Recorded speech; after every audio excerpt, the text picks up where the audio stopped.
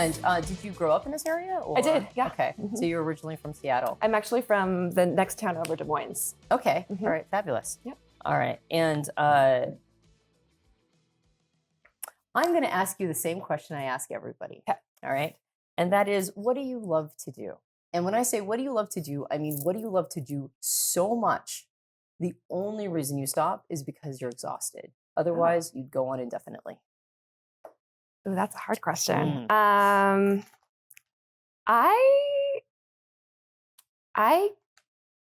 The first thing that popped into my head, is I love to perform. Mm-hmm. What does that mean for you? I enjoy being like up here and sort of like being creative and making people happy. I know some types of performing there's sad and different elements to that, but I like to do stuff for the enjoyment of other people. Yeah, kind of take people on a ride. Sure. Yeah. Okay. Yeah. How do you find yourself performing? Like, what are the different platforms you use or the different ways that you perform? When I was a kid, I was a dancer. I also played the piano. And I sang in choir and then as I got a little bit older, professionally, I was a news reporter starting out. And now in my job as a producer, we do some stuff on camera sometimes, which is elements of that. But sometimes in a way, just talking with people is, there's sort of some performance elements to that. You mean like talking one-to-one? Yeah, or even to groups of people. So yeah. What kind of dance did you do? All types. Ballet is my favorite, but I love to tap, jazz, point, lyrical, everything. Ballet is your favorite. What do you love about ballet? Or what do you still do ballet? I mean, I still love ballet, but I don't do it anymore. It's a combination of music and physicality, and artistry, really. I love watching the ballet. Love it. It's a real discipline, though. It really is. Is it the most, I've never done dance, but I put my daughter in dance. Yeah. And she did all the ones that you're mentioning. Yeah. She liked to tap the best. I love tap too. Yeah. But she talked about ballet just being like, oof, so disciplined. It is. It definitely is. I would say there's probably more technique to ballet than there are other types of dance. But there's something about the music that I love and story. A lot of ballets have stories that are kind of fun to follow along. So yeah. Story and artistry and like a elegance, maybe. Yeah, totally. Yeah. Okay. And would you say that discipline was part of the attraction to you, or would you say it was one of those things you had to kind of get around in order to continue doing the thing you loved? Well, I didn't take it as far as I could have, and maybe discipline was a part of that barrier. I would say I wanted to have. So like if you really want to succeed in ballet, you sort of have to make that your entire life. And when you're 12, whatever, you usually have to go away and kind of give up your childhood. And I didn't really want to do that. Yeah. But I do like the discipline for sure. Yeah. Oh, so when I say discipline, what I heard you say is like you kind of have to give up your life to it. Yeah. So I was actually thinking more of like the precision of being on your toe, right? Yeah. Yes, that's true. That's true. So for you, we're talking about kind of like the gobbling up of the rest of your life being the thing that you didn't want to hand everything over to. Right. But that precision element. Yes, I do love that. Do you love that? Yes. And why do you think you like that? Well, I like, this is going to sound bad. I like that there's a right way to do something. Yeah. Yeah. Why does that sound bad? I don't know. Okay. All right. I like that there's a right way to do something. Do you find that carries out? I mean, if you get total permission to feel that way, I give you total permission. Okay. Yeah. I sanctify Yeah. that there is a right way to do something. Okay. Do you find that you look for those things in life in general, the right way to do something? I Or do you think so. feel Yeah. yeah. Mhm. Mhm.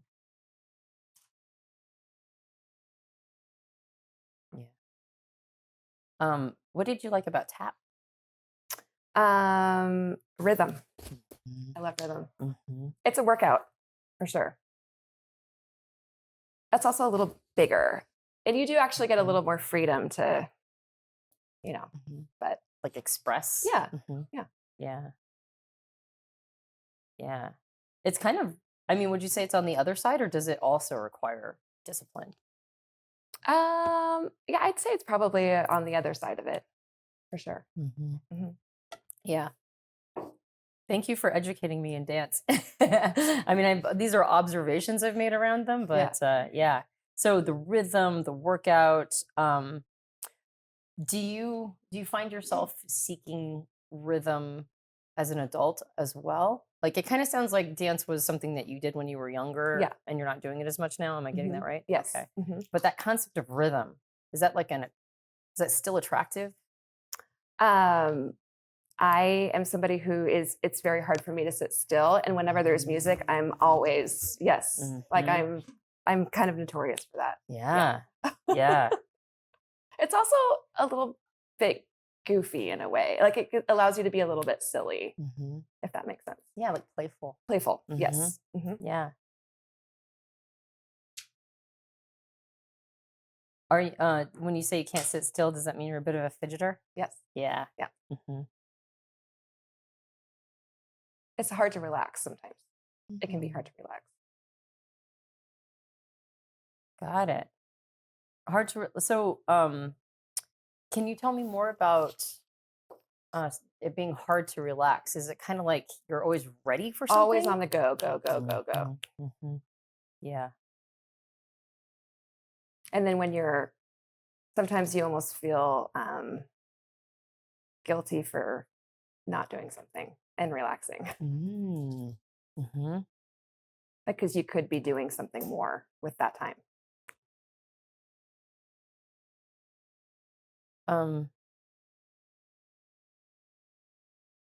What about when you're getting your needs met? When you're like, oh, I just really need to relax right now. Yeah. Is it still hard? Um, I am really blessed that I have a family that I love and adore, and I can really be myself and relax when it's like the four of us. I have a husband and two kids, and there are always things in the back of my mind like, oh, I got to do laundry, got to do all this stuff. My house is a mess, but when I am in their presence, I can relax. Oh, interesting. Yeah. What about when you're all by yourself? That's kind of it's a little. Sometimes I can take those opportunities to watch reality television and have a glass of wine, but then other times I'm like, I have all this time to myself and no distractions. I can get so much stuff done. So it's different. Right. Yeah. It's not always one thing or the other. Do you find that you're way more productive when everybody's gone? And Yes, 100%. Yeah. Same thing at work. When I have the opportunity to work from home, I can get so much more stuff done. What do you think that is? Why is it easier Distractions. to get things? Yeah. Right. Meeting the needs of other people. And I love like people want to come up and talk to me. Like I love talking to people. So I'm not going to tell them to go away. Right. Because I have stuff to do. Like I'll still talk to them. Yeah.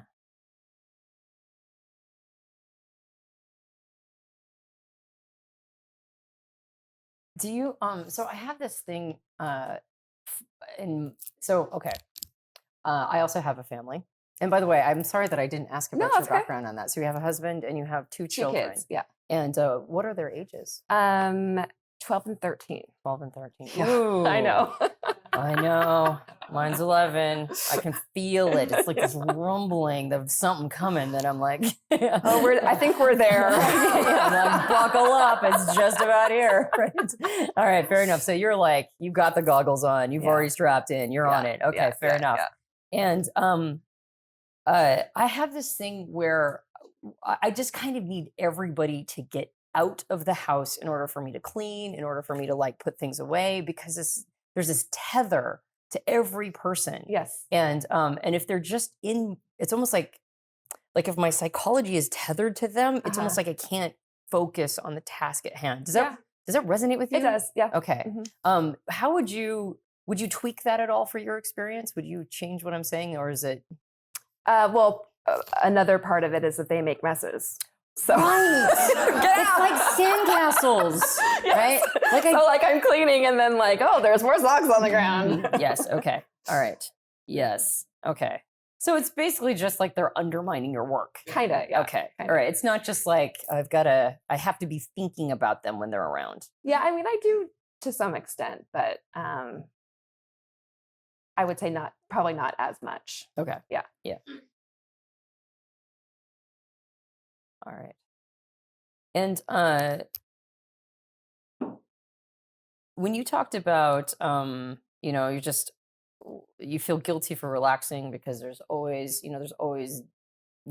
needs that have to be met. Can you talk a little bit more about how much of that occupies your mental real estate? I would say quite a bit. Yeah. Particularly, well, I would say in almost all areas of my life. My job is fairly demanding and it's open-ended. So sometimes I think it would be nice to just have a job where you would just go to work and you would do it and then you would come home and you never have to think about it. But I'm constantly researching stories. I'm constantly, even in my downtime, it's like I'm almost never finished from work. So that's part of it. Yep. And then, just always the cleaning and there's just always something that you can do to make yourself better even. So to improve. Okay. So then what I'm hearing you say is that part of that feeling that there's always something to do is it's not even just like the mundane things of life. There's also an element of self-improvement in there. Correct. Okay. So can you talk a little bit about that? Well, that's kind of how I found you guys in the first place, is just like particularly during the pandemic where you didn't have as much to do. It was like, well, how am I going to use this time? Well, I can try and figure out some things that are maybe not working so well in my life. And at the time, I was in this job that I was a news producer, which is a little bit different than what I'm doing now. And it didn't really matter how, it was something I should have been able to do really well. I had all the parts, but there's something that just wasn't clicking and wasn't able to be as successful at it as I wanted. So I was like, what is it about me that I can't do this as well as people that I know that aren't even trying as hard as me? Like there has to be something. Right. So I was just kind of researching things, and that's kind of how I found personality hackers. So just sort of that improvement of like, I guess it just is never ending. You know what I mean? Like there's constantly room for improvement. Yeah. Did you solve the puzzle? I kind of did. Yeah, I think so. Yeah. Is this super personal? You don't have to No, I just, I think that after learning kind of about the car models and all of that, the various things, that I think that in order to be really good at that particular job, my strengths were in a different area, if that makes sense. And my weaknesses, my 10-year-old, whatever, like those are things that probably should have been for people to be really successful at that. I just didn't, those weren't my strengths. Got it. Okay. So thank you very much for keeping all of that very opaque. Because what I'm hearing you say is that you have an idea of your best fit type. I think so. Okay. All right. Fair enough. All right. And I probably should have established that at the beginning That's okay. too. So thank you for withholding it. Right. I'm like, because you would have given, you'd have, I know what you're trying to do. All right. Fabulous. All right. Great. And I have an idea of your best fit type too, but I just want to make it clear for you and for everybody. We're okay with being open and Totally. possibly being like, Oh, yeah, 100%. That's kind of why I was excited to do this, is that fabulous. maybe there's something I don't know and Excellent. I can go explore another area. Excellent, So, excellent. Great, yeah. great, great. Okay. All right. So you mentioned that your work requires you to always, like, you can't clock in, clock out. Yeah. Okay. Now, does the work require that, or is that you that? That's a good question. Okay. It's a little bit of both. Mm-hmm. The work can't say that, Mm. but it is sort of an expectation. Got it. Yeah. Okay. And does that suit you? Yeah. Yeah. Yeah. Okay. Because you like being Busy. busy. Yeah. Mhm. Yeah. Because you can't sit still. Yeah. Okay. You got it. Okay. So when I asked you what do you love to do, right? And the only reason you stop is because you're exhausted, you said performance. Is there anything that comes as a second? I would say like just visiting with people Mm-hmm. in a really sort of low pressure situation. What is a low pressure situation versus a high pressure situation? I would say people that you know really well and are really comfortable with, Yeah. as opposed to the people that you have to get to know or Right. Like you have to kind of strap on a persona and Yeah, 100%. interface. Yeah. Yeah. Mhm. Yep. Which I'm guessing you have to do quite a bit for your work. Yeah, I'd say so. Yeah. Mhm. Because you're interviewing people, you're reaching out and connecting. That's kind of that's the sense I got. Like Yeah. you do a lot of networking. Yes. Okay. Mhm. All right. And so the idea of like not having to do it for like networking. And by the way, does that feel like a heavy pull for you, networking? No, I wouldn't say Okay. it's not a heavy pull, but it Yeah. is different than if you're just talking with your people. Does that make sense? Absolutely. Yeah. Yeah. Yeah. It's not a heavy pull, but it is different. Mm-hmm. Yeah. Right. Because one has weight to it. It's like it's yeah. So when you do low pressure visiting with people, what does that usually look like? Maybe sitting around a dinner table or in the kitchen cooking or at a barbecue or having people over, having just maybe sitting watching TV with my immediate family, something like that. Yeah. Yeah. And where do the conversations usually go? Or where do the conversations that you like go? Oh gosh, I don't know. Usually just things that are happening in life, and then I I'm a bit of a pop culture nerd, so I like to talk about things that are in the zeitgeist. Yeah. And so. Yeah. Why do you think you have an attraction to the zeitgeist? I value what I value other people's opinions, and so if other people think that this is something that I should be paying attention to, then I'll kind of be in that direction of, oh, this is cool. Okay, Yeah. everyone's talking about this. I should pay attention to that too. Sure. Yeah. Yep. Yeah.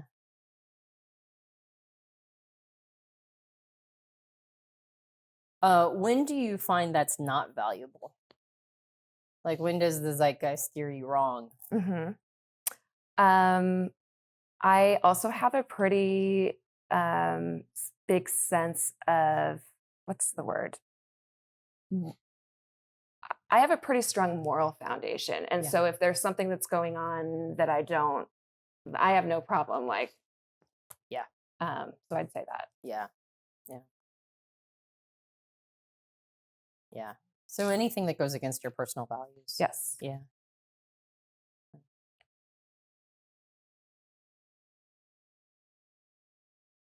And how did you don't have to share them specifically, but how do you think you came about your personal values? Like how do you know when something's a value for you? That's a good question. I would say it is some of it is gut feeling. I rely pretty heavily on that. I did grow up in the Catholic Church, Mhm. so I'm not as involved in it these days, but I know that had an imprint on Sure. who I became. Mhm. Um, and again, like just sort of like other people's, I place too much of an emphasis on what other people think, to be honest. Mhm. Yeah. But there is a moment when they'll present something to you that is not okay with you. Sure. Yeah. Yes. Yeah. So Mhm. you definitely have a core in there Yes. that goes, I will go against, Yes. Yeah. others. And uh, is that a voice inside of you? You said it's like a gut feeling. It's a gut feeling. Yeah. Mhm. Yeah. Mhm. Yeah. Right and wrong sort of is. Yeah. Yeah. Yep. And do you find yourself sharing those things, or do you find yourself just kind of sort of politely excusing yourself? It depends. Mhm. So, Mhm. at work I work with a small group of people, Yeah. and if it's something silly, I am 100% free to be opinionated. I hate mayonnaise. I hate it. And so there's lots of food stuff like, but if it is something that is more values based, I might not be as apt to share that. Yeah. Some of that has to do with the fact that I used to be a journalist, and I had to be really careful about certain things, just to stay. You just, as a journalist, you don't necessarily want to broadcast your personal beliefs on things because you want to be as central as you can. Yeah. So I still, even though I'm not really in that area right now, it still kind of carries on with me. Mm-hmm. So I'm not going to be the person on Facebook who's saying crazy, like blah blah blah blah. That's just I don't go there. Yeah, spouting all of your Yeah. opinions, and everybody needs to know what I'm thinking. Yes. And Yeah. yep. So as a journalist, was it difficult to stay unbiased? Every journalist has biases, and it's important for you to know them. Mm-hmm. But it is also important for you to it's important to know your biases so that you can kind of push them aside, if that Yeah. makes sense. Yep. Yeah. Yeah. I think there's a curiosity aspect there where, like, even though you might not believe something, but you want to kind of find out why they do, if that makes sense. Mm-hmm. Yeah. So, so what I hear you saying is that it's important to both know your biases, but also stay curious. Yes. Okay. And was it hard for you to stay curious when somebody really represented a value that was opposite of yours? Did you find yourself getting triggered? Yes. Okay. Yeah. And how did you manage that? I mean, sometimes you vent to just the people you're small, whatever. Other than that, you just kind of push it aside, I guess. Yeah. Yeah.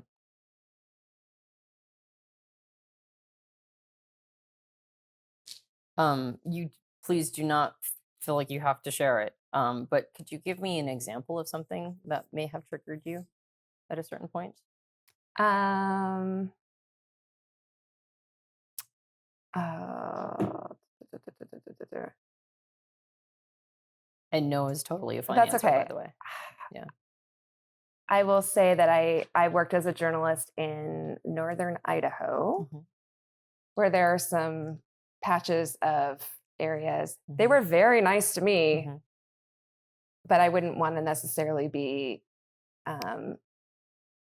There was a reason why they were very nice to me, if that makes sense. Yeah. Yeah. Yeah. And it was very uncomfortable. So like so you found yourself triggered by I'm assuming you're referring to like discrimination, and yeah.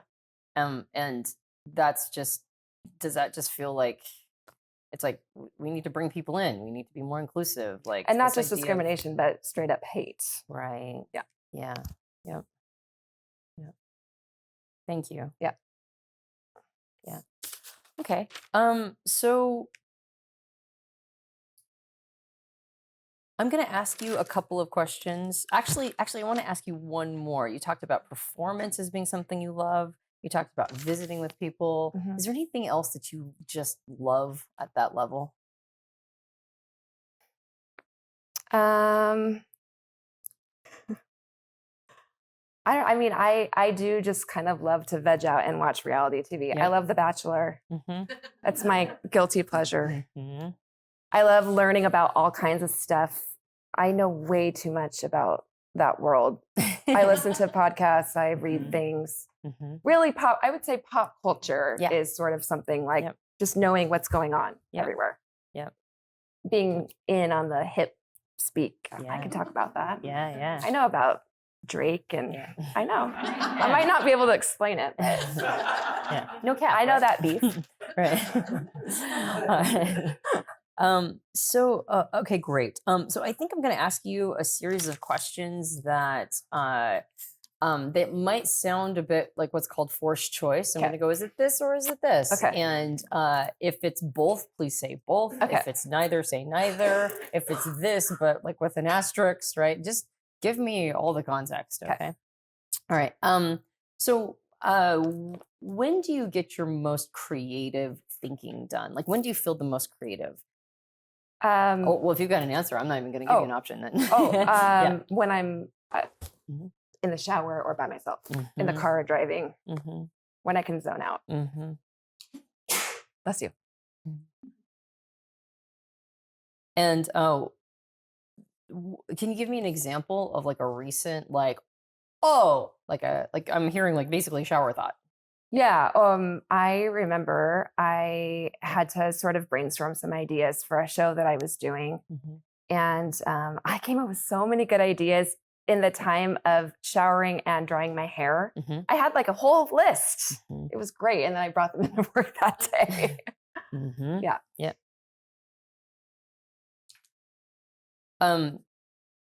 Do you find yourself getting as many creative ideas in, say, like brainstorming sessions with your team? Yes. Yes. Not as many, but I do like the creative process of brainstorming with people.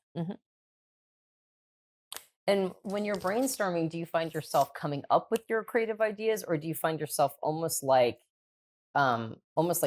grabbing them and then later on thinking about them, and that's when the creativity strikes? I think that there's something to that last part of what you said. I do like listening to other people, and that's not going to work, but then you don't want to say that out loud. Yeah.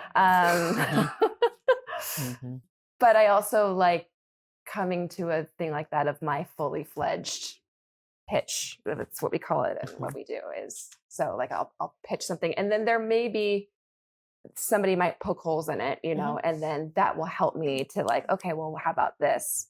So that sort of that problem solving as a group is good. Yeah. So brainstorming for you, it sounds like, is a lot about problem solving, implementation, how you're going to do it. I don't want to put words in your mouth though. Does that resonate? Or would you say like when you get with your team, are you just like coming up with all these great ideas? And then you mentioned later on you'll be thinking about them. And is that when you tend to start paring them down to like, okay, well, that won't work, that won't work, that won't work? Or I would say it's maybe the other way around. Okay. Where the ideas come to me when I'm kind of, and then the problem solving comes when you're in with a group, because then they can kind of help you see things that you didn't see. Right. So. Yeah. So you're most creative when you're alone, and you're best at figuring out the how-to when you're in a group. Yes. Okay.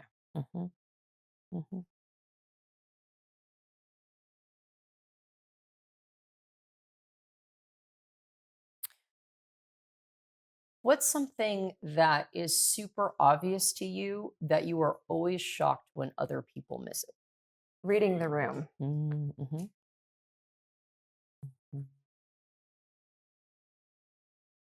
And what does reading the room mean to you?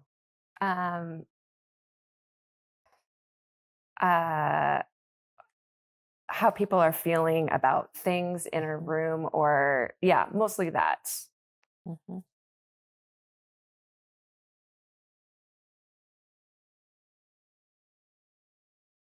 Do you tend to, when you're reading a room, do you tend to kind of see like sort of the gestalt of everything that's going on, or are you more tuned into individual people? Um, I would say both. Definitely the group dynamic is very important. Mhm. Um, but sometimes in order to figure out a group dynamic, you need to zero in on what's going on over here, what's Mhm. going on over here. Mhm. Yeah, so then what I hear you saying is that when you're coming and you read a room, you're trying to get an idea of like what's going on for the whole room. Mhm, And sometimes that means that you have to kind of hone in on individuals to get a sense of what's going on with everyone. mhm, yes. Who do those individuals tend to be, do you think? Like when do you find yourself honing in on individuals? Disagreements, Okay. when there's a disagreement, maybe. Right. Right.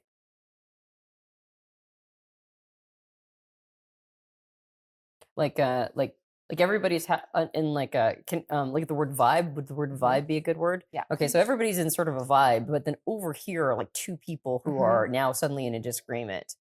Or yeah, they're just like, not looking like they're into it. And so you're curious, like, okay, well, why? Or I see. So yeah. not necessarily disagreements between individuals, but disagreements with the vibe.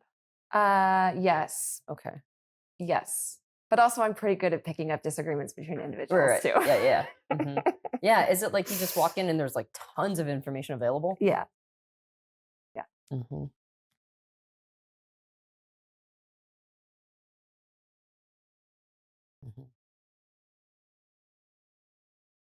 And how do you know when somebody's bad at reading a room? Um, well, there's lots of different examples of Mhm. it. It could be like you're in the middle of a conversation and someone will come up to you with some completely like thing that does not have anything to do with it. And like you're really busy doing something and it's like, you're like, dude, like we're all, or like just being obnoxious and Mhm. give me attention. It's like, no, like literally we're all busy doing something here. So Mhm. that Mhm. or um, some in a group meeting or something when an idea might come up and it's just like, oh, I don't know. I don't know. I'm not really forming my words very well. It's hard for me to describe it even because you just kind of know how to do it. It just feels natural, and you just Yeah. kind of know when somebody's like not there with you. Yeah. Yeah. Yeah. Okay. So what I heard you saying is examples of people being bad at reading a room are like attention seeking behaviors when everybody's trying to get Yes. all the attention on them. Yes. Um and like people who are just not paying attention to whatever the flow is, and they come in and they Yes. disrupt it, maybe even derail it. Hmm. Yes. Yes. Yeah. Yes. Okay.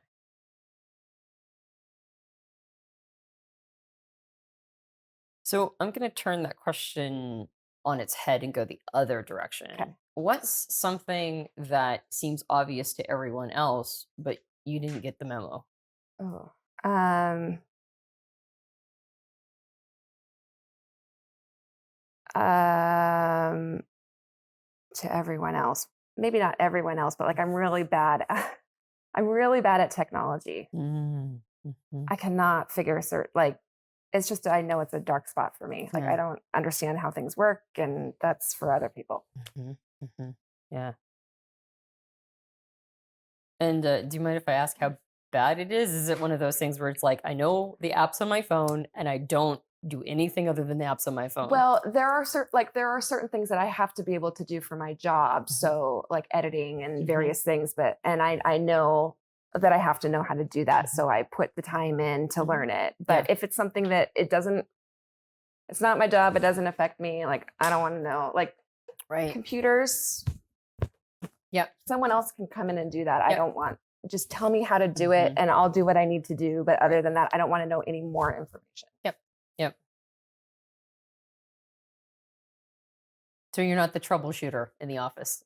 Not for technology. I Okay. can troubleshoot other types of things. Okay. Yeah. Um, so pin that because I want to know Yes. the other things you're troubleshooting. Okay. But as far as computers go, it kind of sounds like though if you need to know it Yes. and you just put some time into it. It's not like it's beyond you. It's like, no, I can figure it out. I guess so. I guess so. Okay. I do need training. Okay. Yeah. Yeah. So I don't know that I could figure something out completely on my own. got it. Okay. But once you figure it out, does it stick? I need to do it, Okay. and I need to do hands-on, and like sometimes I'll even record the person so that I can go back and watch it and like, okay, that's got to remember to do that. Yep. Notes and all that stuff. Yep. Yep. Okay. What are the things that you are troubleshooting? I'm good at figuring out. I'm a pretty good problem solver in terms of like, oh, that fell through, so why don't we do this instead? Or that person's going to be gone, but we had that thing that was back. More of the people stuff. I'm better at troubleshooting. And it sounds like a responsive, like in the moment. Yes. Okay. Yes. Yep. That doesn't stress you out? It's just there's a little bit of stress to it, but it's just what I have to do. So I'd say no. I would say it doesn't. No. Yeah. Do you find yourself being somebody who's kind of better in the moment? Yes. Yes. Okay, that was a little hedgy. Yes. Well, I also like to be able to think things through a little bit. And there are times when it is uncomfortable to make certain decisions super quickly, especially depending on the enormity of them, where I would like to just have a little bit of extra time to think it through. But yeah. Do you feel like you perform at your best when you do have time to plan, but you also have the capacity to be flexible and responsive if you need to be? I think that's true. Okay. Yeah, I think that makes sense. So not as opposed to the opposite, where you're kind of actually better when it's last minute, but you have the capacity to plan if you need to. No, I like to plan, but I also like to leave things so that they're I am a pretty adaptable person. So like I like to have the information, but I'm also not so stuck on that like if something doesn't come up, I can't respond to it. Yeah. I like to go in with a plan. And then flex and flow the plan? Yes. Okay. If necessary. If necessary. But it's actually better if you don't have to flex and Well, flow. yeah. Okay. Yeah. But that's an unreality, right? Yeah. Okay. Yeah. Yeah.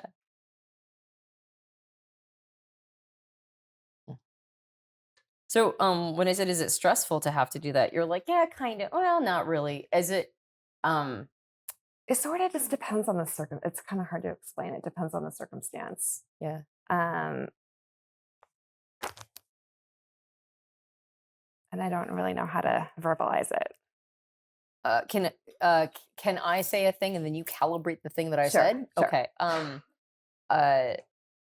Is it one of those things where it actually used to be really stressful, but now you kind of made space for it? Like you kind of know that this is what, so it's almost like you have a memory of the stress around it, but you're like, well, actually I've sort of maybe built this muscle over time and now it's not as stressful. I think that makes a lot of sense.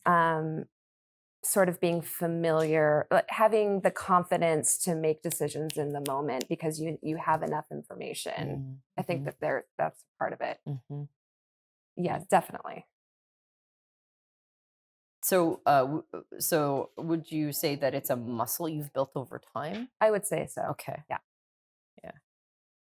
But even though you have the capacity and the confidence to be able to do that, you still have a preference for having a plan. Yeah. Okay. Yep.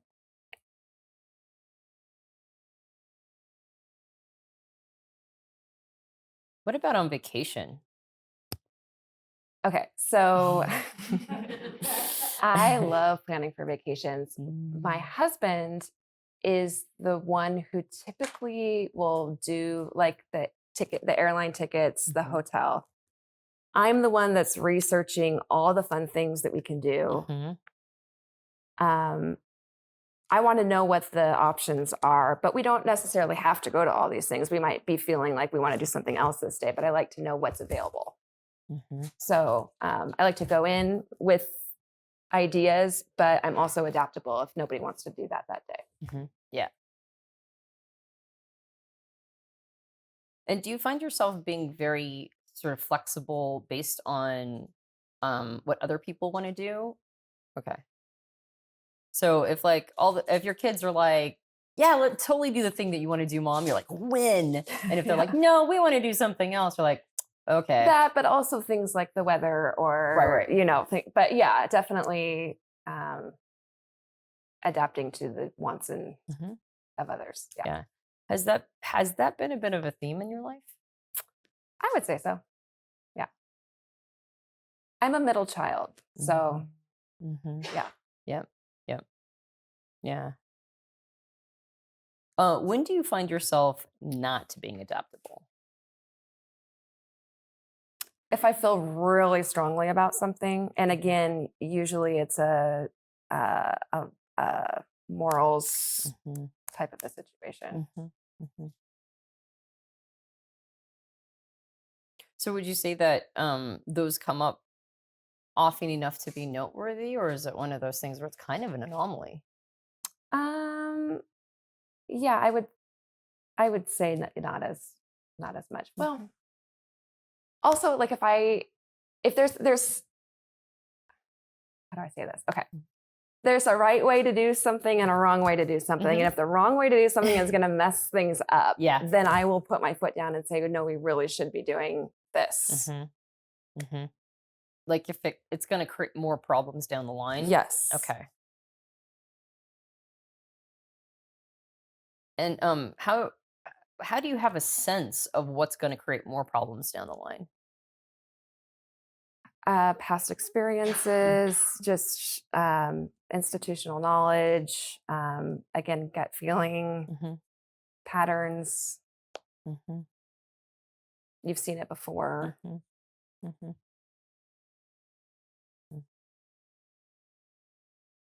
Does it take any time to figure out how things are going to be, like how they're going to roll out? Yeah, I would definitely say that my opinions become stronger the longer that I'm in, like the more that I know about an organization, the longer that I've been in a position. Like I'll feel a lot more at ease in speaking up and saying, that's not going to work. If I'm brand new into a situation, I need time to gather data points.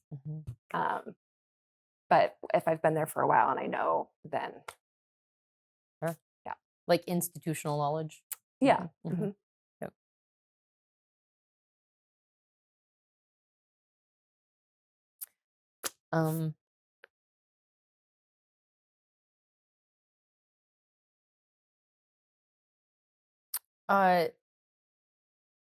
Do you feel like you can tell a lot about somebody based on the family they come from? Yes, but I also know that that isn't the only thing that you can base somebody's experience off of. Yeah. What do you think really goes into like what sort of makes us us? Like nurture versus nature kind of situation. Sure. Yeah.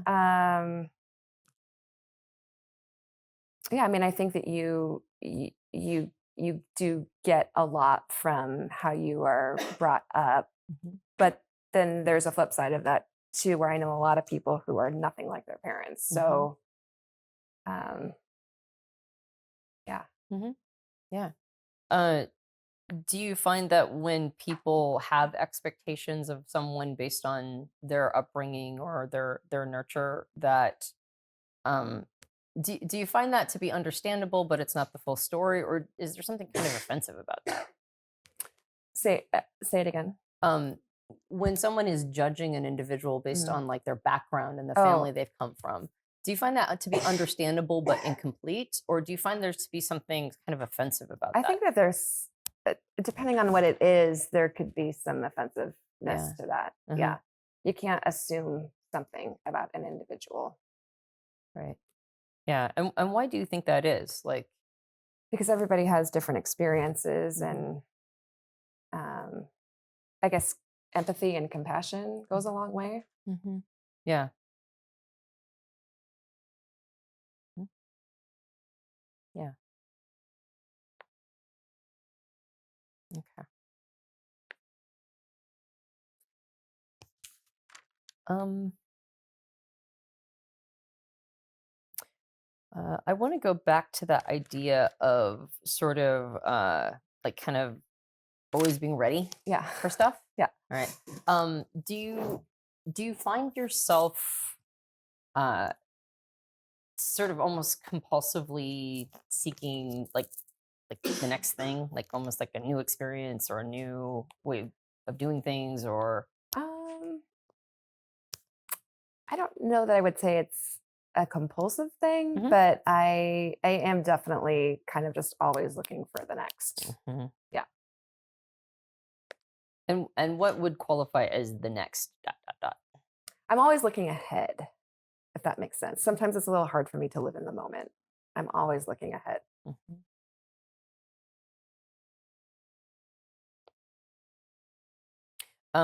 Can you give me an example of that? Yes. So you do all this planning for a vacation, Mhm. and which is fun. Mhm.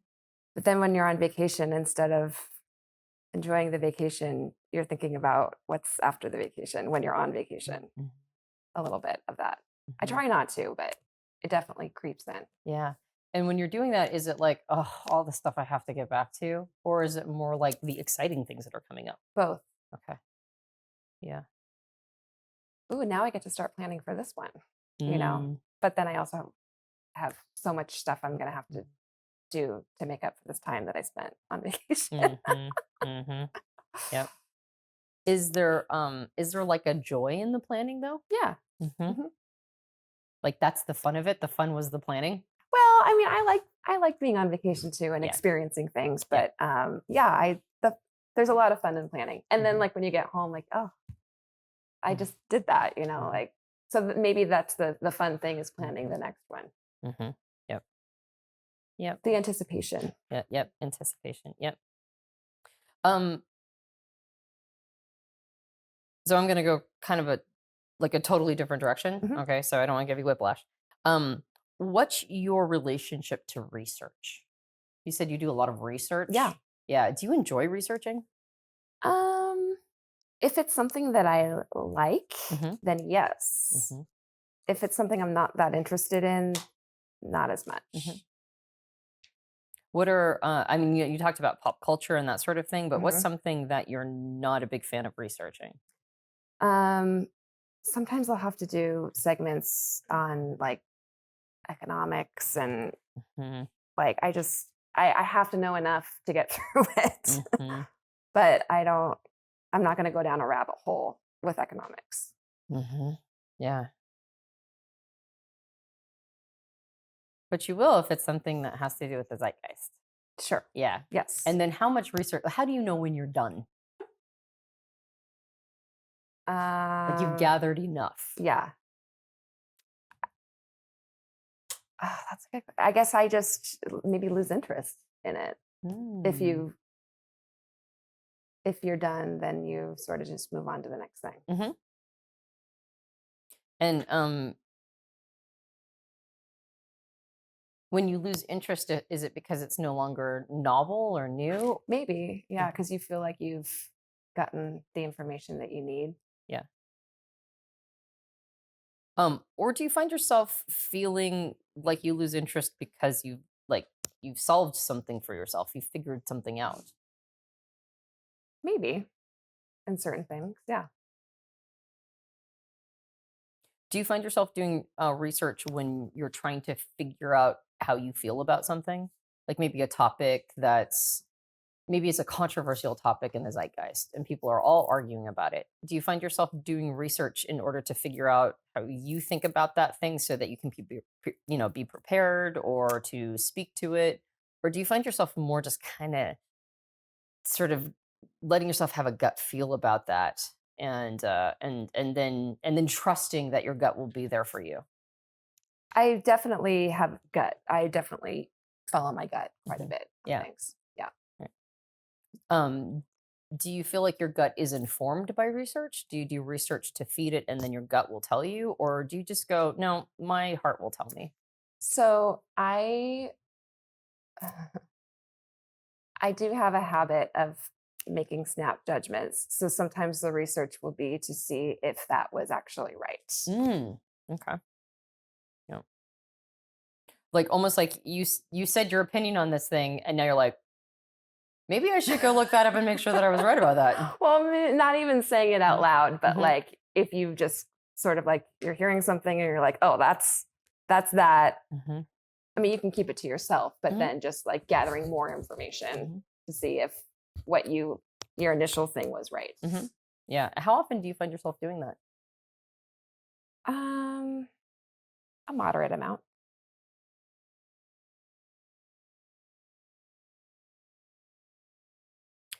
Enough so that it's almost like a practice. Like you go, oh, I guess I judged that too quickly. Maybe I should go do some research on that. Not always. Yeah.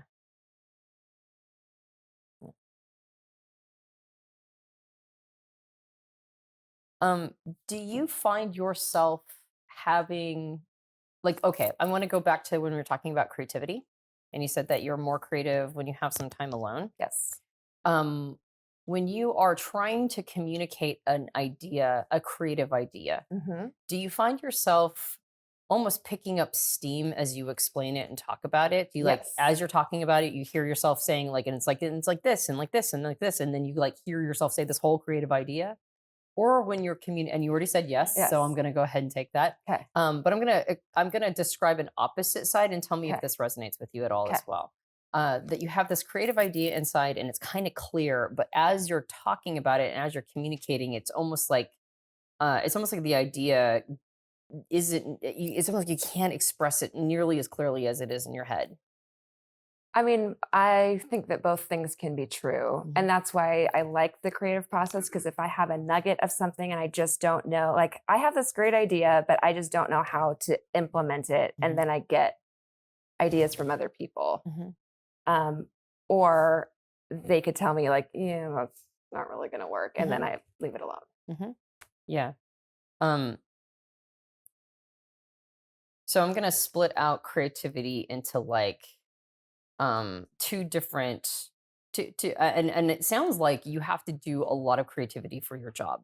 Yes. Okay.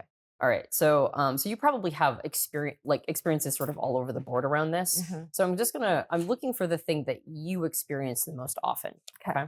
So so there's the creative idea, there's the idea itself, right? And then there's the implementation of the idea. Okay. Okay, actually there's three different parts. Okay. There's the creative idea itself. Okay. There's the implementation of the idea. Yeah. And then there's like the calibration of the implementation or Oh, the boy. idea itself. Does that make sense? It's like here's the idea, here's how we're going to do it, and here's how we're going to tweak how we do it. Oh, okay. Right? Or tweak Sure. the idea itself to make it better. Sure. Okay. Sure. All right. So there's like three different phases. Yes. So do you find yourself getting that creativity, that spark, that idea when you're alone? Yes. And then you almost have to get your ducks in a row about how you're going to implement it in order to communicate it to other people. Yes. Okay. And when you're talking about how you're going to be doing it, that's when you find Yes. yourself picking up steam. Yes. Okay. Yes. And then are you a part of that calibration or that like kind of tweaking it in order to make Sure. a better process Yeah. as well? I mean, I feel like that's a part, the calibrating happens somewhat at this similar time as step 2. Okay. Yeah. Okay. So those things are happening so quickly, right? Yeah. And that's usually with other people. Yes. Okay. The other option would be that you're getting those creative ideas with other people in the brainstorming. And you find yourself saying all these creative things, you just kind of hear yourself saying them. Yeah. But then when you think about how it's going to be implemented, that's when you have to kind of be alone and like figure that piece out. Oh gosh, that's so hard. I know, right? I don't know. Okay.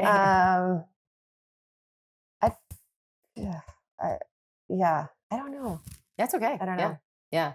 I mean, it's like I'm asking you to sort of deconstruct your day-to-day job, and probably Yeah. all of it kind of sounds a little bit familiar. Yeah, I definitely get ideas when I'm with other people for sure. Mhm. And like they could be going off on something and then it's like, oh, how about this? Mhm. Like Mhm. definitely that. But I think like if I really need to be creative about Mhm. something, but Mhm. maybe this is implement. I guess it's hard for me to break those two things apart. Like, Mhm. Mhm. so for instance, I think of writing as being creative. Mhm. And I'm actually a pretty good writer. I hate writing because when I write, I have to get alone and it's not a very comfortable place for me. So, like, um, I need to be by myself and without distractions to let that creative stuff out in the writing process. Mhm. If that, Mhm. I don't know if that is Mhm. part of any of this. Mhm. Yeah. Um, uh, do you journal? No, Okay. I have. Yeah. Yeah. And so when you talk about writing as being part of the creative process, do you find that when you're writing your ideas down, or do you find that you're trying to express and articulate specific thoughts? Yeah, not so much the ideas, it's the implementation of Mhm. the thoughts, Right. like the word, like forming sentences. Right. And have you ever just let yourself just like sort of almost like free write? No, because I don't like writing. Right. I Yeah. don't Okay. enjoy Yes. it. Yeah. Got it. Not really, Okay. no. All right. Thank you. All right. Okay. All right. So I'm getting an idea, but I just kind of want to Okay. go through a couple of these things. Yeah. Um, you talked about when you are in low pressure situations with people, and you're just sitting there, you're talking over a glass of wine. Yeah. Um, you mentioned that the conversation, just sort of what's happening in life. What are the incidentals? Do you find yourself also going to places where other people can't follow you? Do you ever find that to be the Sometimes. case? Yeah. Okay. Mhm. And when you have conversations where you start talking about things and you look up and you realize you've lost your audience, all right? What are those topics usually? Or what are the kinds of things you start talking about where you're like, "Oh, I thought we were." I guess like bigger ideas. Mhm.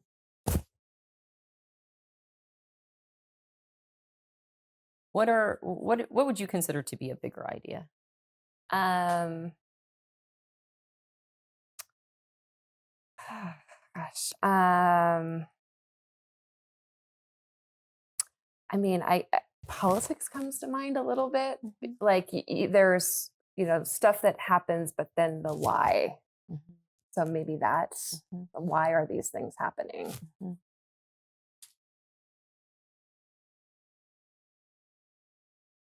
How often do you think about the why of things? A lot.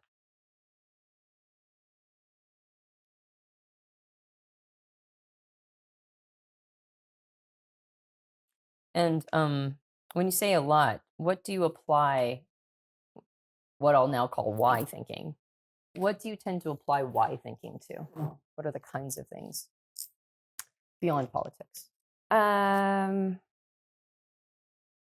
hmm.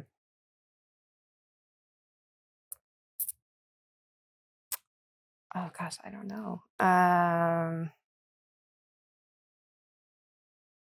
Uh, International strife. Uh, why people are, why certain things aren't working in certain, you know, um, homelessness is a huge problem that we have here in Seattle, and so stuff like that. Like, it's not to me. I don't believe that it's okay to just say I don't like that we have this problem. It's taking it a step further of the why is it happening, so that maybe you can find a solution, kind of thing. Mhm. Mhm. Yeah. And when you think about the why of something, do you find yourself going inside your mind and kind of like picturing something and like is it something where you do a bunch of research to figure it out, or do you just kind of try to imagine why it could be the way that it is? I'd say both probably. Mhm. Yeah. like you definitely need to have some data, but I definitely do rely kind of on my inner voice to kind of help me figure things out. Yeah. I'm going to ask you a really tough question. Okay. Okay. Can you at all explain to me what your inner voice looks like? It's just sort of the thing that helps you know when things are, it's sort of like a right or wrong thing. Like morally or accurately? I would say morally. Yeah. Yeah. Yep.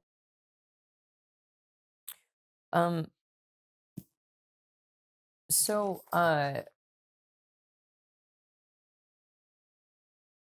this guiding voice, right, that lets you Yes. know when something's morally right or wrong. How often does that pop up for you? I mean, it kind of just it just sits with you. It's just part of who you are. I'd say fairly often. And when you talked about how like when other people are like they want you to go against that inner voice, that's when you take a firm stance. Okay. And is there anything inside of you that struggles to listen to that voice over what other people would want for you or what other people want in a moment? Well, I mean, a collective, if everybody's on the same page and I'm on a different page, then I'll try and like, well, why did everyone think this? And that would be something that I would like. It's more of like almost a group dynamic that they're solid on this thing and I'm wrong. So maybe there's something that's wrong with my thinking. Yeah. Yeah. Okay.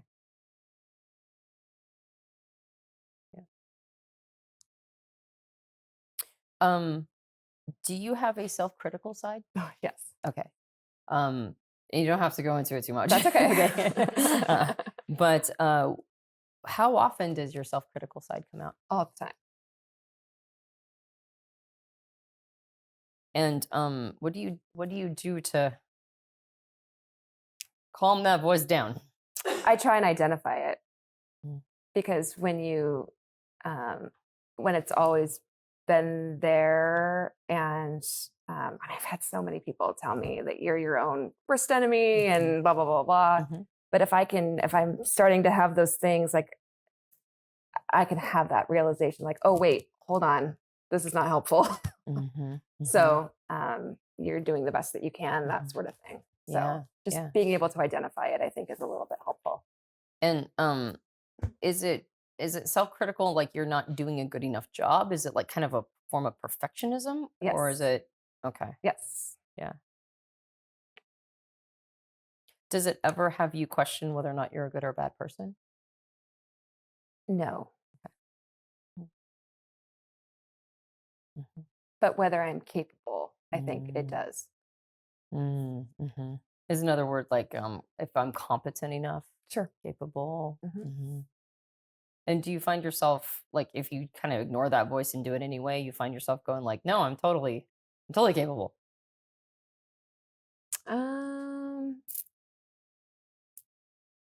Maybe.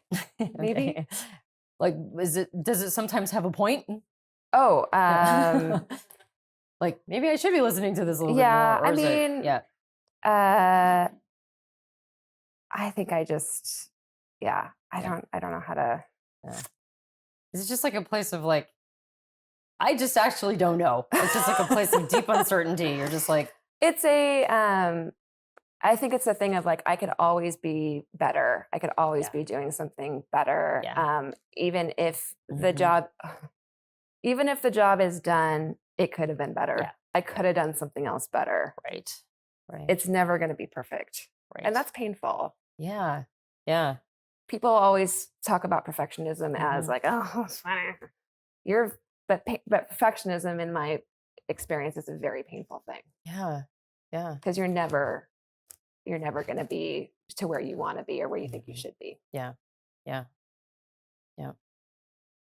And have you, as you've gotten older, as you've gotten more seasoned, you said identify it, so know when this is a part of you that's like almost an encroaching voice. Yes. Okay. And As opposed then to pump the brakes. yeah. Give yourself some slack. Yeah. Because you talked about an inner voice. Was there a time period where it almost conflated this as part of your inner voice? You know, that guiding voice, and then there's this encroaching thing? Sure. Yeah. Okay. Yeah. Yeah. Because you're like, identify it. I would think for me, I would struggle to know whether or not this is something that's part of my guiding voice, or if this is yeah, to me, it's almost the same thing. right. Yeah. Yeah. It kind of feels like it. Yeah. Okay. But when you go, no, I identify it, like maybe this isn't a guiding voice, maybe this is an encroaching voice. Sure. Yeah. Right. Well, that's me putting words in your mouth. Yeah. No, it's to me, it's kind of all comes from the same area, but oh, that's problem. Like, you got to just leave things. You only have so much time in the day. Like, you got to just let that be. And you're not perfect, and you're never going to be perfect, but you're doing the best that you can. So it's not like when I hear you say identify, you mean like identify when it's being very unhelpful. Yes. Okay. Yep.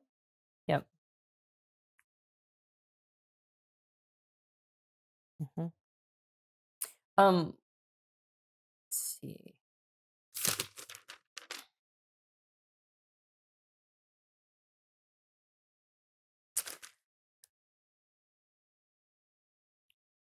When you talked about enjoying new experiences, can you give me examples of what like a really satisfying new experience is?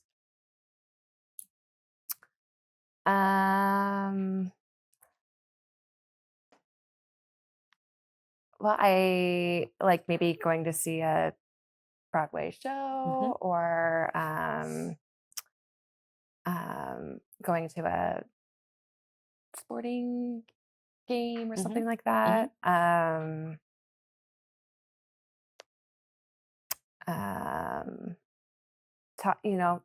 Talking with people that you've never had any sort of, like, you would never come across them in your day-to-day life, but all of a sudden it's this cool person and you learned a lot from them. Learning about things by podcasts or I love, again, I know I've mentioned reality TV, but sometimes we're watching this show on Amazon Prime. I'm a little late to the game on this, but it's about this farm. Do you guys know what I'm talking about? Yes. I can't remember what his name is, but he's this guy who owns this farm in Great Britain. And I'm very much enjoying learning about all the stuff that he's doing. So that's a lot of fun.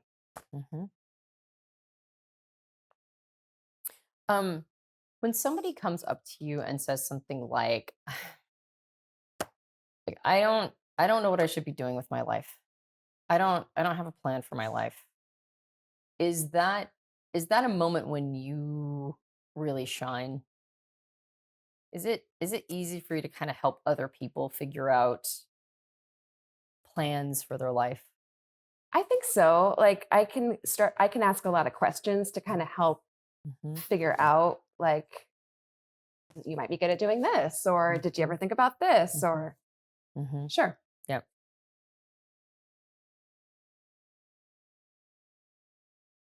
How about for yourself? Has it been easy to find a plan for your life? I have pretty much always had a plan. It has definitely veered off at some times, but I'd say knowing myself is a little bit more difficult than knowing others, for sure. Yeah. And how long range is your plan for yourself? Usually, is it like the next 5 years? Is it the next 10 years? I don't really have much of a long range plan anymore. I did at one point, but now I'm kind of like, when did you have a long range plan for your life? Like when I was a kid and in college. And what was that plan? I wanted to go to college, and then I wanted to be a Mhm. news reporter, Mhm. and I was gonna, go as far as that was gonna take me, Mhm. and yeah. Mhm. And then you did it. And then I somewhat Yeah. did it. Yeah, All yeah, right. yeah.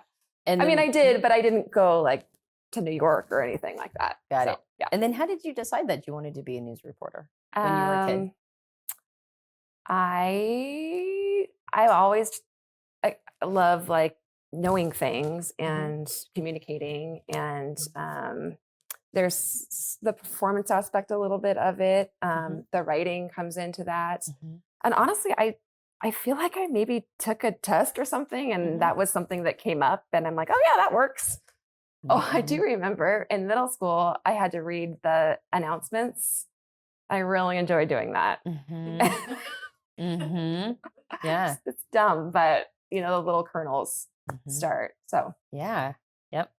So you experienced doing announcements, and it also came up in an assessment, and you're yeah, like, yeah, this yes, works. yes, Okay. yeah. Yep. And then you just kind of figure out what's the next steps, Mhm. and you do those, and you do those, and you do those, and then you get to Mhm. yeah. Yeah. So if a person were to come up and go, okay, I need a plan for my life. Hmm. Um, you would do a little bit of like you would kind of pull from them what their talents are, what the skills are, what their interests Yes, are, and yes, then you would give them a bunch of possibilities. Like you yes, could do this, you could do this, you could do this. yes, Okay. yep. All right. Would there be one of those possibilities that would be very clear to you though? It's like, no, this is the thing you should be doing. I might have that, but I also might feel um, I wouldn't like that you have to do this. Like Hmm. I'd want to give them some space to, Hmm. because if that didn't interest them, then I might have that in my own mind, but I might not. It depends on what the situation is, but I Hmm. might not necessarily tell them that. Hmm. Like, no, it's this one. How clear would it be to you that it would be that one though? Um, Somewhat clear. I mean, Hmm. Yeah. yeah. Okay. And do you mind if I ask about how you met your husband? Oh, sure. How did you meet your husband? Well, we met on a story. Hmm. My husband also works in TV, Okay. and he's a Hmm. photographer, and Hmm. I'm a reporter, and Hmm. we just met on a story. Hmm. And then TV is very small. We were in Boise, Idaho, Hmm. and it's a very small. So you just sort of like run in the same circles. Hmm. And then I knew people there, and yeah, we Hmm. kind of connected through mutual friends Hmm. Yeah. And when did you know that this person was the right person for you? pretty early on. Yeah. I'd say within 3 months. Hmm. Mhm. Yeah. And how did you know he was the right person? I just knew. Hmm.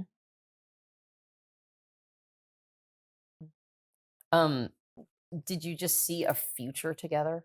It was just like, I can see us going the distance. I can see us going all the way, like almost like you just ran this thought all the way to the end, and you're like, that's Yeah, so obviously I had the feelings that were there, but then when I kind of found out what his life path looked like in his head and it Mhm. matched up with mine, Mhm. he wanted to end up here in Seattle. I wanted to come home to Seattle. Mhm. I'm like, oh, Mhm. this could be the one. And then it just, yeah. Mhm. Yeah. So it was like we have mutual interests. Mhm. We have a mutual plan. Like Hmm. we both want the same things. Hmm. That And I makes. just enjoy being, I mean, he's like my favorite person. Mhm. So, Yeah. Yeah. Do you have a lot of conversations? Like, is that part of? oh, yeah. Yeah. And what do you guys end up talking about a lot? Well, I mean, we both work at the same place. Mhm. So we talk a lot about work, Mhm. but we talk about our kids all the Mhm. time. We Mhm. talk about sports. Mhm. We just, I mean, talk about a lot of stuff. Yeah. Yep. Okay. Um.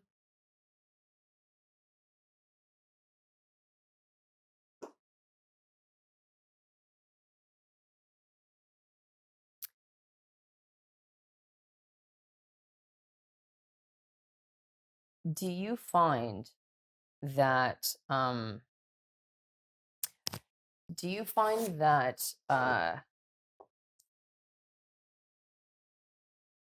oh, actually, let me ask this a different way. What do you think is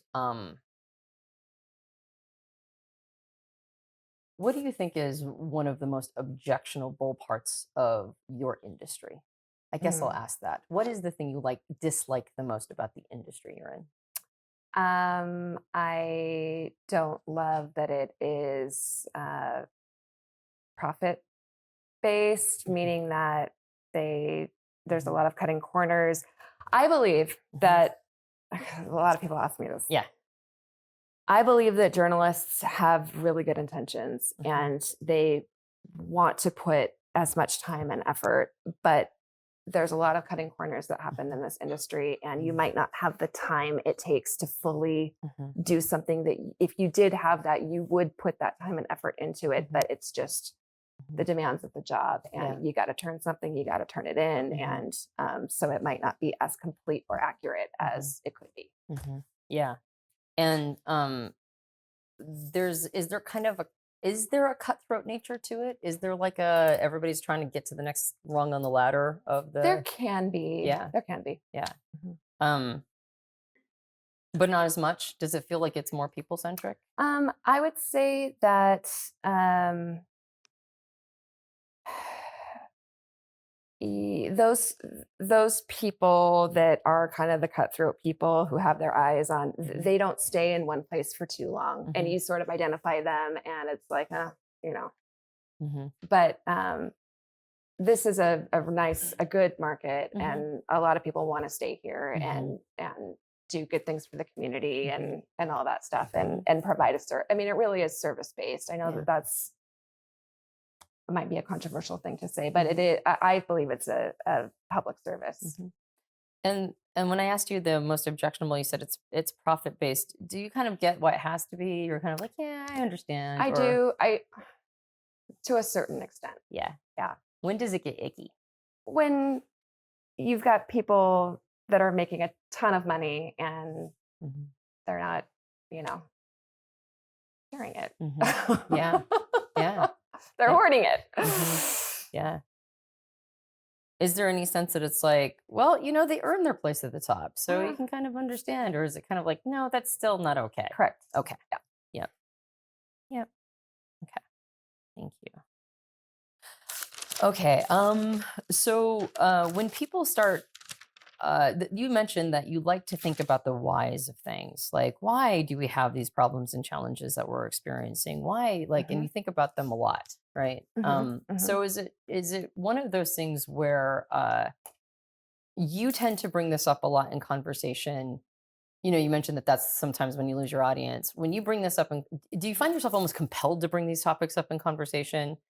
Yeah. So I'll just say, part of what makes my job fun and is that I might not know the why, but I can go find someone who can explain the why to me, and then they can explain the why to everyone else. So, and maybe not everybody cares about that kind of thing, but I enjoy that sort of thing. Yep. So even if you're the person that can figure it out, you'll find a source. You'll find somebody who's maybe done research on this, way more knowledgeable than I am. Right. Yeah.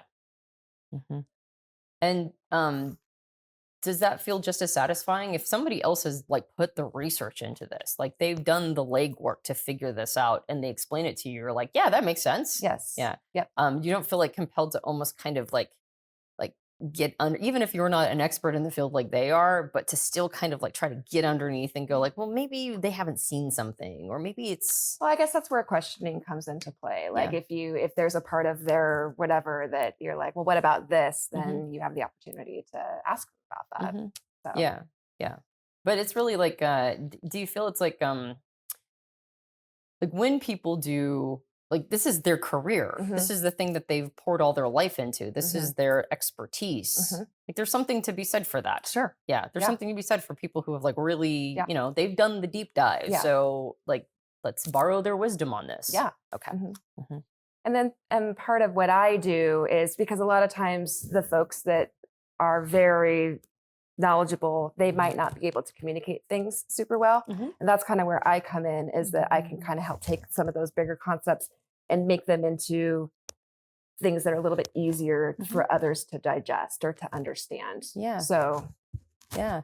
What's your process on that? When you hear somebody who's like kind of talking about stuff that's real high-minded, how do you distill it down to a way that other people can understand it? I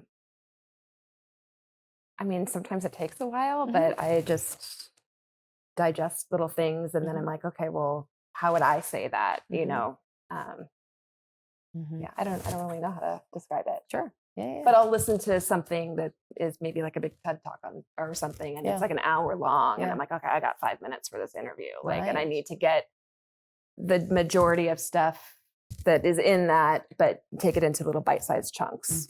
That's kind of fun to do. Yep. With still keeping the meaning of it, but just simplifying it. Yeah. Right. What is the weirdest thing you're into?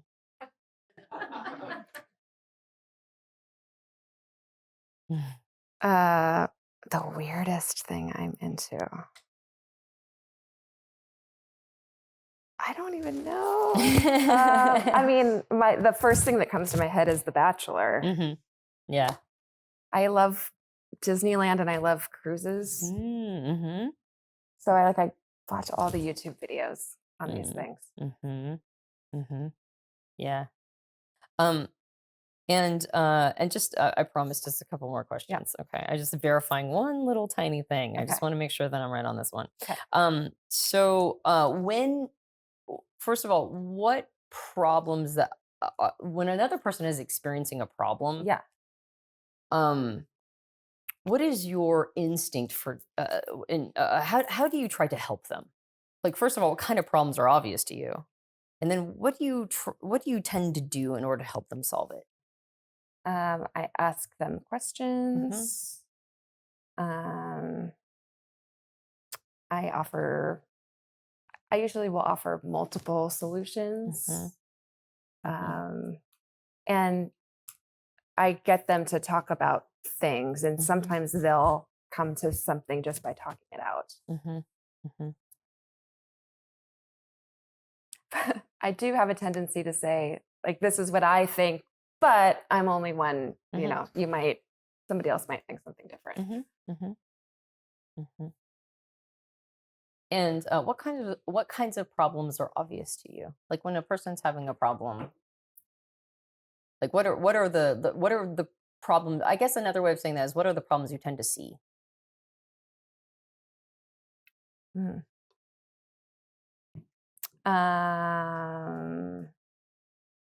don't know. Yeah. That's great. Okay. Yeah, no problem. Yep. What are the problems that people tend to come to you with? Like relationship stuff, or, disagreements, friends stuff, so, like social stuff. Yeah. Not getting along with somebody. Yeah. Yep. Is it obvious to you when people have like basic needs going unmet? Like, this person's super grumpy and you're like, have you eaten recently? Right? Like, when was the last time you took a drink of water? Yeah, definitely. Okay. Yeah. And how often, I mean, are those the kinds of things that you tend to observe? It's like, why is this person being so grumpy? Oh, well, of course, because we haven't taken a break in a while. Or I might know, like, I guess I always, if somebody's having a really bad day, I almost always know that there's something else going on, and like, you can't take that, So I might not, if I don't know them that well, like I might not try and dig into what it is, obviously, but just to kind of give them the grace that, like, oh, they're dealing with something. So something's happening in their life. Yeah. And do you have an instinct for what that is usually? If somebody's having an off time, do you have a pretty good guess on what's going on for them? Or is it one of those things that you make yourself available in case they need a shoulder to cry on, and then you'll kind of ask them a series of questions and figure it out? I'd say the second thing, because I don't want to make anybody uncomfortable. So Yeah. like if they want to come to me with something, I'm 100% good to talk about them, but I don't necessarily want to like go to them and be like, tell me everything Yeah. and make them feel, I don't want to encroach on them if they don't want to be encroached. Or be invasive. Correct. Yep. Okay. I think I feel pretty good, but would you be willing to allow people from the audience to ask a couple of Sure. questions? Yes. Okay. All right. Because I feel pretty good, but this is the time when I do a reveal that people are like, why didn't you ask this question? Or like, why aren't you blah, blah, blah. So if you're willing to do that, thank you very much. I appreciate it. So don't forget name and type, but I'm going to come around with the microphone. Raise your hand. I'll come over to you. Hi, Rebecca. Thanks so much for being here. I'm Leslie. My question is, what is your relationship to your feelings? To my feelings? I'm a very emotional person, but I don't always know why I feel the way that I do. Okay. Sometimes I need other people to help me with that. So, the lead ENTJ, coming back to the question about the basic need and, have you eaten, drank something? Yeah. That's obvious. Is it obvious to you that maybe you haven't drank or eaten something? Not always. Thank you. Who else over here? Well, let me grab that a different way. Alan, ENFJ. How easy is it for you to remember things that happened last week, or to go back to memories from the past? I don't have the best memory. Last week, I can usually, just because it might take me a little bit to come up with something, but typically I can. But I would describe myself as maybe not having the best memory. Over here? Caitlin, OJT. What is the most persistent part of yourself? The most persistent part of myself? I don't know what that means. Persistent. When do you keep going, even in the face of like obstacles, like you will pursue and persist past barriers? Is that what you mean? No. Okay. Throughout your life, what is the most persistent, like you, that is you? So what is the most, what has Consistent, continually showed up as you, the core of who you are, no matter what the context? Is that what you're asking? Is that more close to it? Yeah. I don't really know how to answer that. The me that has showed up my whole life. I guess just trying to be a good person, do my best. That's probably what it is do my best. Yeah. Perfect. Anyone else? Up here. Right here? Yeah. A couple up here in the front. Name and type. Jennifer, EP. So when you mentioned about the critical voice, is it always critical about yourself, or do you critical about others? What would that be? It is more critical about myself, but I do have a tendency to think critically of others too. And what does that look like? I have to catch it. Just like my own critical voice, I have to catch it and be like, no, they're doing the best that they can. I don't necessarily verbalize that part of it. It's more of just an inner like, if that makes sense. Very good. Right here, name and type. Lou, ENFP. Earlier you said you like to get goofy. Yeah. What does that look like for you? I do like to just sort of be silly about things, and especially because parts of my job are very serious, so I do kind of just like to I sometimes in the earrings that I wear, or some of the hobbies that I have, or being the cheerleader at the kids' baseball games. It doesn't bother me to kind of just be goofy. Over here. Mike, ENTP. I have a question about food. Okay. Do you like cooking for your family, or who cooks in your family? I do the majority of the cooking. You enjoy doing it? I enjoy cooking some things. Like I'm really good at making spaghetti sauce. And if I have a nice long Sunday where I don't have a whole lot to do, like I'll enjoy making a big pot of sauce. But I wouldn't say that cooking is something I really enjoy doing. It's more of a necessity. If somebody else would cook for you, would you enjoy that? Would I have to be there and watch them? No. Like if they made me something, sure. If you didn't have to cook. Well, I'm also really picky about some of the foods that I eat, but I would really appreciate the effort for sure. Yeah. Keep going here. Got a couple more questions over here. Name and type for us. Major ENTJ. I think this is a hard question, but I want to ask it. What is one thing about life that you value so much that if it was taken away from you, you would probably crumble or prefer to die? Love. Yeah, that's pretty easy. Sarah, ENTP. So if you were if someone were introducing a new person in the group, and they were like directing that person, who to go to for what, what would they say? Oh, go to Rebecca for. People come to me for, if you don't know something, go to her. I'm the kind of the catch-all. Or if I don't know something, then I'll direct you to the right person. And is that more like in a resource kind of way, or is that more in a come cry on my shoulder? I would say more resource way. Yeah. Very good. Okay, got a couple more here. I'm coming to you next. Come back here first, over here. Name and type for us. Zachary, ISTP. Thank you for sharing so much and being so vulnerable with us. How many people would you say you have in your life who really have seen the real you, who really you've opened up, you've shared your most ugly thoughts with, and they haven't walked away from you and they just continue to embrace you? Like, how big is that list? That's a really good question. And I would say very small, and not because they have walked away, but because I don't necessarily share that. Very good. Cool. Over here, name and type for us. Zeta, ENTJ. You're good. You can sit normal. You're good. What are you like? What sort of behavior do you find yourself exhibiting when you're being challenged? Like when you find something's at stake? That's really a great question. I get stressed out really easily, and then I can be mean. I can be a version of myself that I don't like. Okay. Do you, if you don't mind me expanding a little bit, do you find that you go into like doer mode? Or do you find that you go more into like contemplative or planning mode when that happens? When you're trying to figure out a challenge, like when you have a challenge? Doer mode. Thank you. Very good. Anyone else? Go around. Oh, up here. One more question. Yeah. All right. Name and type again for us. Sarah, ENTP.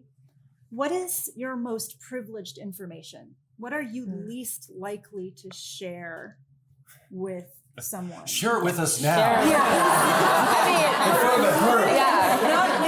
Not what is the single most specific fact, but is there no, a I get theme that. to the kind Like of the information? topic, right? You're saying the topic. I guess innermost feelings would be that. Is that? I'm thinking, like feelings versus thoughts, for instance. Is one of those. I would say privileged. feelings. More, Yeah, like real raw feelings. like probably. unprocessed. Yeah. Let me just dump it. Yeah. Not so much. Okay. And then in that same vein, I guess I've got a kind of a final question here for you guys. Wrap up this part, Antonia. Is this are you a little bit out of your comfort zone in that you're having to share all of those things with a group of people? Like you'd rather be the person asking the questions or listening Yes, than maybe the person that's 100%. being like studied. Yes. It's a little bit uncomfortable. Or it's a little bit uncomfortable. okay. Yeah. Okay. You have no, and that's not because you have like stage fright or a fear in front of cameras or anything like It's that. the vulnerability. It's sure. what we're actually asking. Yeah. You're cool getting up in front. It's Yeah. more the subject matter. Yes. Okay. Thank you so much for that. Yeah. Any other questions? Anything else? All right. I do have a follow up to the question about what you mentioned that you don't have that great of a memory. Yeah. What's your relationship to your memories from the past? Well, I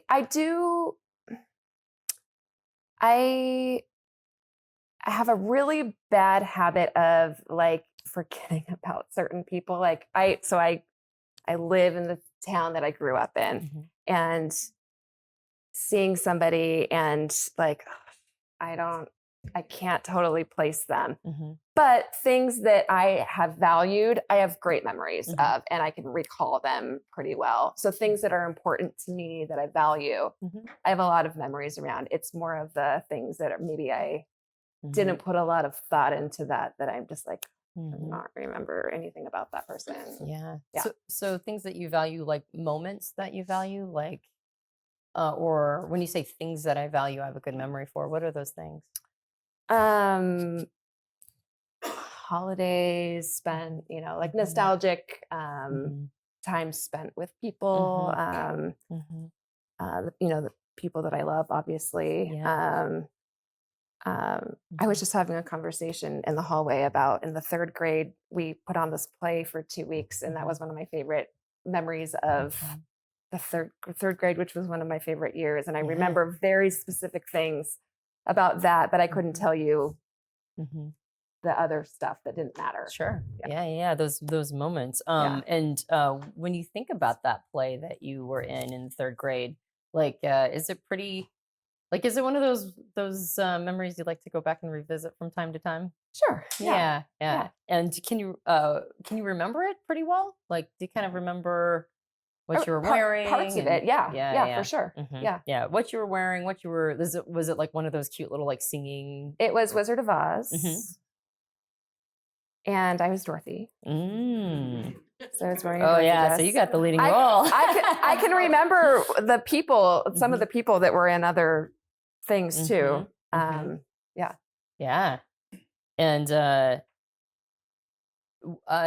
when you say holidays, you mean like like the most recent holidays, or do you also remember holidays from when you were younger? Oh, for sure. Yeah. What was your favorite holiday? Christmas Eve at my grandparents' house, because all my cousins would come, and it was just the best day of the year. Yeah. And was there can you paint a picture?